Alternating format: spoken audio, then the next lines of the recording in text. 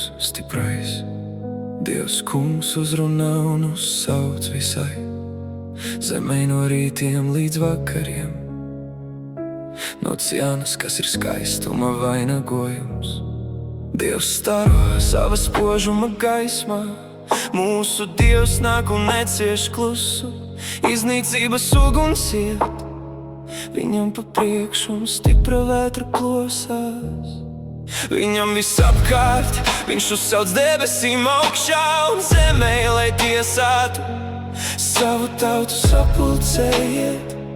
Manus svētos, kas upurēdami slēdz ar mani derību un debesis pauda viņa taisnīgumu, jo Dievs pats ir tiesnesis. Klausies, mana tauta, es runāšu Izraēl, es brīdinu tevi. Es Dievs, es esmu tavs Dievs.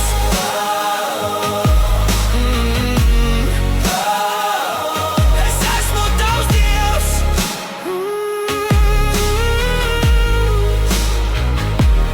Tevis tavu kaujamo upuru dēļ norāju es tevi. Tavi dedzināmie upuri ir vienmēr manu acu priekšā. Es neņemšu vēršus no tava nama, nedzāžus no tava ganāmā pulka, jo man piedar visi meža zvēri, visi kustoņi pa tūkstošiem kalnos. Man ir zināms ik viens putns gaisā, un visi lauku kustoņi ir manā ziņā. Ja man gribētos ēst, tas man nebūtu tev jāsaka. Man pieder pasaule un viss tās pilnums, vai tad, lai es ēdu vēršu gaļu un dzeru āžu asinis, nes Dievam pateicību kā upuri un tā pildi. Visu augstākajam savus solījumus un piesauc mani bēdu laikā.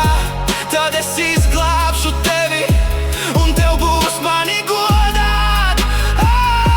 Bet bez Dievim tas kungs saka, ko tu daudzini manus likumus un ņem manu derību savā mutē.